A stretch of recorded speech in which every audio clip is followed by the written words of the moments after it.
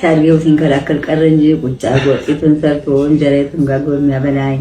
ምስጋና ለዚህች እናት ይግባና የበርካቶችን እንባ ያበሰ ቀና ምስኪን እውኝውኝ ብሎ የማይታበይ መልእክተኛው ስነ ጊዮርጊስን ኮትኩተው ያሳደጉ ናቸው። በትክክለኛው ሰዓት የተገለጠ ድንቅ ሰው የሚሸት አስገራሚ ሰው መልእክተኛው ስነ ጊዮርጊስ። አብዛኛው ሰው ጥሩ ሲሰራ ልታይ ይላል፣ በመጥፎ ነገር ስሙ ሲነሳ ደግሞ ይደበቃል። መልእክተኛው ግን በተቃራኒ ነው። መልካም ነገሮችን ሲሰራ ተደብቆ ባሉባልታ ስሙን ለማጠልሸት ሲነሱ ግን ተገለጠ። ከዚህ በላይ ስለሱ በጎነት ልመሰክር አልችልም ይላሉ በርካቶች። ነገር ግን አንዳንዶቹ የእርሱ መገለጥ አግባብ አይደለም እያሉ ነው። ሌሎች ደግሞ መገለጡ ምን ችግር አለው እንዲያውም እናግዘዋለን ከዚህ በላይ የሚሰራል እያሉ ነው። በርካቶች ለሁለት ተከፍለው በጉዳዩ ዙሪያ እየተከራከሩ ነው። ለመሆኑ እናንተ ምን ትላላችሁ? መልእክተኛው ስነ መገለጡ አግባብ ነው ወይስ አይደለም የሚለውን ሐሳብ አጋሩን። እኛ ግን እርሱ ራሱን ከገለጠ በኋላ የተሰሙ አዳዲስ መረጃዎችን ስለ ማንነቱ፣ ስለ ጓደኞቹና እየተደነቀ ስላለው የባህር ዳር ሕዝብ ብዙ የምንነግራችሁ መረጃዎች አሉን። እርሱ ማን ነው በትክክል የሚለው ጉዳይም እንዲሁም ደግሞ ከናቱ እናት ሆነው ስላሳደጉት አያቱ የሰጠው ምስክርነትን ጨምሮ ሌሎች መረጃዎችን እነግራችኋለሁ። ለጥቂት ደቂቃዎች አብረን እንቆይ። በጣም ይከፋኝ ነበር። ቢያንስ አንተ ካገኘ አይዞሽ ማን ካልከኝ በኋላ ቢያንስ ትንሽ ተስናንቼ ነበር።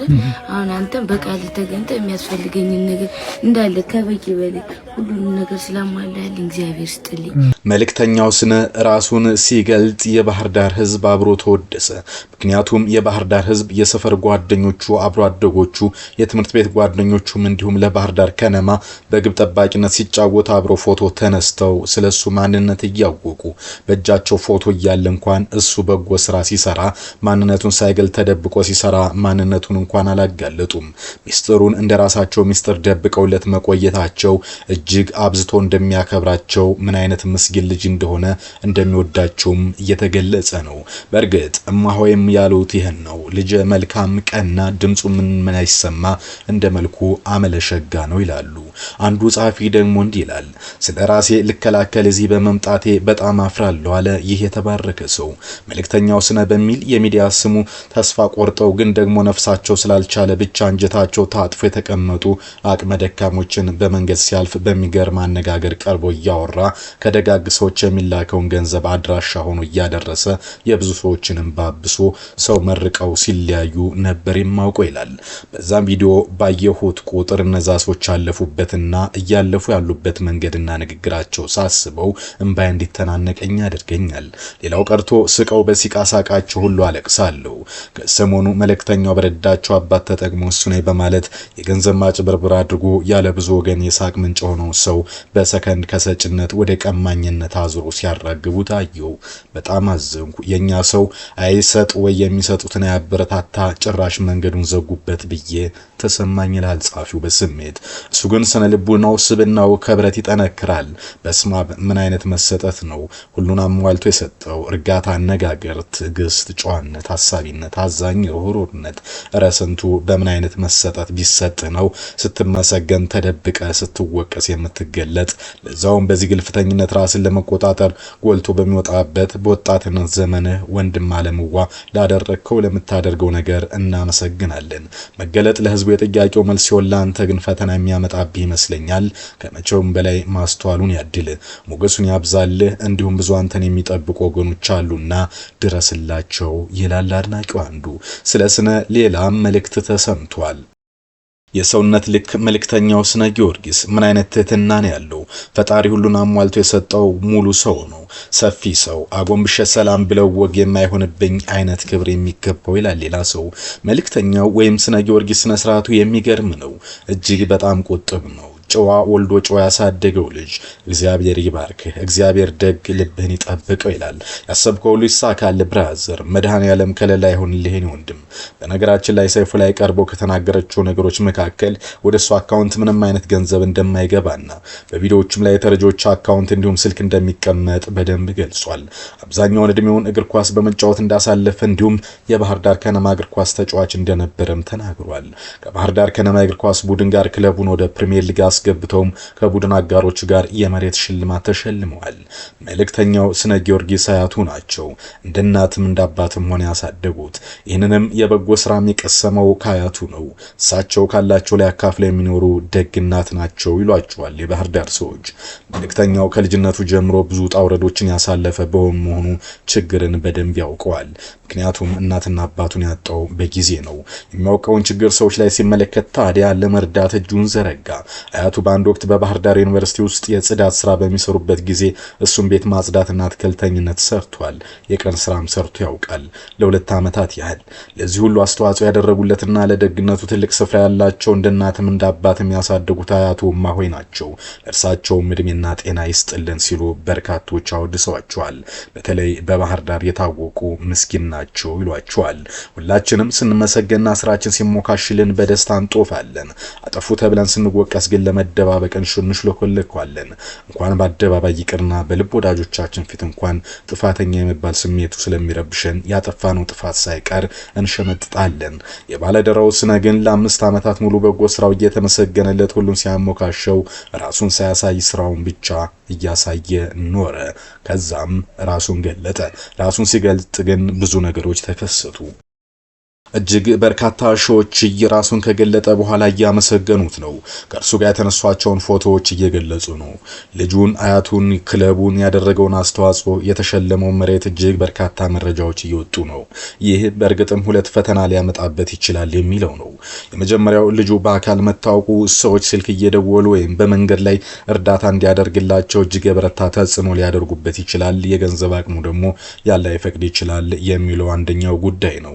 ሌሎች ግን በድብቅነቱ በተለመደው መንገድ ሰዎችን ቢረዳ የተሻለ ነበር፣ በማህበራዊ ሚዲያ ተጽዕኖ ራሱን እንዲገልጥ ማድረጋችን አግባብ አይደለም በሚል እየተከራከሩ ነው። በነገራችን ላይ በተሳሳተ ሐሳብ ያለ ስሙ ስም ያለ ግብሩ ግብር ተሰጥቶ ሲወቀዝ ለሙገሳ ጊዜ ደብቀውን ማንነቱን በመግለጥ ልጁ እኮኔ ነኝ ብሎ ለውቀሳ ጊዜ ራሱን አሳወቀ። ይሄ የሚገርም ነው። ስትመሰገን ተደብቀህ ኖረ። ማንም ቢሆን የሚያደርገውን ነገር ነው ያደረገውና እጅግ ድንቅ ሰው ነው፣ ምስጋና የሚገባዋል የሚሉ ሐሳቦች በስፋት እየተነሱ ይገኛሉ። መልእክተኛው በሰይፉ ሾው ቀርቦ ከተናገረ በኋላ የበርካቶችን ስሜት ነክቷል። ስሙ ስነ ጊዮርጊስ እሸቱ ይባላል። ለ5 ዓመት ያህል ፊቱን ደብቆ ሰርቷል። አብዛኛው እድሜውን በእግር ኳስ ነው ያሳለፈው፣ የባህር ዳር ከተማ ተጫዋች በመሆን ይህን ድምጹን፣ ፎቶውን ሁሉ እነ ቲክቶከር በረከትን ጨምሮ አብዛኞቹ ሰዎች ያውቁት እንደነበረ ራሱን ከገለጠ በኋላ ታውቋል። አብዛኛውን የእድሜውን በባህር ዳር ከተማ ፕሪሚየር ሊግ አስገብቶ መሬት ተሸልሞ የባህር ዳር ከተማ ግብ ጠባቂ በረኛም ሆኖ እናትም አባትም ሳይኖረው አያቱ መነኩሴዋ እናትም አባትም ሆነው አሳደጉት። እናም ለኢትዮጵያ ለባህር ዳር ሕዝብም ይህንን ደግ ልጅ አበረከቱ። የአያቴን ደግነት አይቼ ነው የደግነት ስራ የጀመርኩት ብሏል ሰይፉ። ቪዲዮ ላይ ትርፍራፊ ምግብ ከሚረዱት ሰዎች ጋር ስመገብ ሰዎች ይገርማሉ።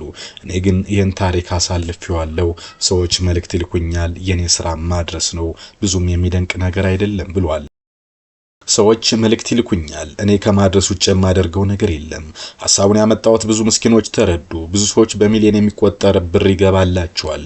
አንድ ሰው ባላደራው ነኝ ብሎ አንድን አባት አጭበርብሯቸዋል። ለዚህ አባት 20 ሺህ ብር ሰጥቻቸው በርካታ ሰው ብዙ ገንዘብ ማስገባላቸው። ገንዘቡን ከአባባ የበላው ልጅ ፎቶ አለኝ፣ ማስረጃ አለኝ፣ ወደ ህግ አቅርበን ይፋ እናደርገዋለን ብሏል። ማለት ይሄ ሰውዬ እንግዲህ ከተጭበረበረ በኋላ በቅርቡ እዩሃ ሚዲያ ላይ መጥቶ እንደነበር የሚታወቅ ነው። ባላደራውና መልእክተኛውም ወዚህ ቀርበው ጉዳዩን አስተባብለዋል። እርሱ እንደሚለው ግን ገንዘቡን አባባ የበላው ልጅ ይታወቃል፣ ይከሰሳል ብሏል። አባባ ከኔ መኪና ወጥተው እስከሚሄዱ ስልክ አልሰጧቸውም። በዚህ አጋጣሚ ከጎን የቆሙ ሰዎችንም አመሰግናላችኋለሁ ሲል ለሱ የተከራከሩ ሰዎችን አወድሷል። እንደ ሰው እኔም ባላደራውም ልባችን ተሰብሯል። ያ ሁሉ ነገር ተረስቶ እንደቀማኛ መቆጠራችን ግን ልቤን ሳይነካው አልቀረም ብሏል። የሰው ትችት ሊያስቆም አይገባም። ይህን ስራ ቀጥላለሁ፣ በጭራሽ አላቆምም ሲል አስረግጧል። ኳስ ተጫዋች ነበርኩኝ፣ ትንሽ ሳንቲም አገኛለሁ፣ ከድሃ ላይ አንስቼ የምበላበት ምክንያት የለኝም፣ መተዳደሪያ የሚሆን ሞባይል ቤት አለኝ፣ ያለኔ በቂ ነው ይላል። ስልክ ቤት የከፈተው በድሃ ገንዘብ ነው የምትሉ ከሆነ ይሁን ነው የምለው፣ እሱን እግዚአብሔር ያውቃል ብሏል። ደጓም ሆይ ያሳደጉት ደግ ሰው። ራሴን ለመከላከል እዚህ ቦታ ላይ በመቀመጥ ያፍራለሁ። እኔና ባላደራው እንተዋወቃለን፣ እንዳሪያ ነው የሚቆጥረኝ። ባላደራው የሚለውን ስም ያወጣው ከኔ ጋር ተወያይተን ነው ይላል። ፊቴን በመግለጽ የተጽዕኖ ያሳደ ያሳድርብኛል እርግጥ ነው በማለት በርካቶችን ስጋት ተጋርቷል። ስራ ቦታ ሰው መጥቶ እርዳኝ ቢለኝ አልረዳም፣ ድንገት በመንገድ ሲሄድ መንገድ ላይ ሰው መርዳት ደስ ይለኛል ይላል። ይህን ስራ የምሰራው ለነፍሴ ነው፣ ለምን የድሃ ገንዘብ ወስዳለሁ ሲል የሚጠይቀው መልእክተኛው ሌላም ጉዳይ ይቀጥላል። አንዲት ጥሩ ሴት አግብቻለሁ፣ በትዳሬ ደስተኛ ነኝ፣ አምነን የሚባል አንድ ልጅ ወልደናል ይላል። አሁን ከልጅ እናት ጋር አብረን አይደለንም፣ እሱን የመሰለ ልጅ ስለሰጠችኝ አመሰግናታለሁ፣ ሁለታችንም የየራሳችን ምዕራፍ ላይ ነን ብሏል። እናቴ የዩኒቨርሲቲ ጽዳት ትሰራ ነበር፣ እኔም ቤት ማጽዳትና አትክልተኝነት ሰርቻለሁ፣ የተራረፈ ምግብ መብላት ለኔ አዲስ አይደለም ይላል። የቀን ስራ 1 ዓመት ተኩል 15 ብር እየተከፈለ ይሰርቻለሁ። በእርዳታ ስራው በጣም የሚሳተፍ የአረብ ሀገር ሴቶች ናቸው፣ የሚከፈላቸው ደሞዝ ከኔ በታች ነው። ለመጀመሪያ ጊዜ 8000 ብር የላኩልኝ አረብ ሀገር የሚኖሩ ሰዎች ናቸው፣ እነሱን አመሰግናለሁ። ለበርካቶች ህይወት መድረስም ይሄ ጥሩ ነው ይላል። ሰይፉ እናንተን የመሳሰሉ ደጋጎች እያሉኛ መመረጥ የለብንም፣ በደግነት ቀጥል ሲልም ሰይፉን አሞግሷል። ምክንያቱም ሰይፉ መቄዶንያን ጨምሮ በርካታ የታመሙ የተቸገሩ ሰዎችን ከሚረዱ ኢትዮጵያን መካከል አንዱ ነው። ፌስቡክ ላይ 700,000 እንዲሁም ኢንስታግራም ላይ 164,000 ቲክቶክ ላይ 1.7 ሚሊዮን ተከታዮች አሉት። ሰዎችን ኮንታክት የማደርገው 1.7 ተከታዮች ባለው ቲክቶክ አካውንት ብቻ ነው፣ ሌሎች እንዳይጭበረበሩ ብሏል። እናቴ ለኔ ትልቁን ድርሻ ትወስዳለች፣ እድሜና ጤና ይስጥልኝ፣ እናንተም ጸሎት አድርጉልን ብሏል። በመጨረሻም በርካቶች ግን መልእክተኛው ላይ ተጽዕኖ ሊበረታበት ይችላል እያሉ ነው፣ ግን አንድ ምርቃት እየመረቁት ነው። ይሄን በጎነትና ደግነት እስከ መጨረሻው ያዝልቅልህ ብሎታል። እናንተም መልእክተኛውን በማድነቅና በመመረቅ ደግነቱን ወደፊት አጠናክሮ እንዲቀጥል የማበረታቻ ኮሜንት ተሰጡ ዘንድ እንጋብዛለን። ያሁኑን አበቃን። ቻው ቻው።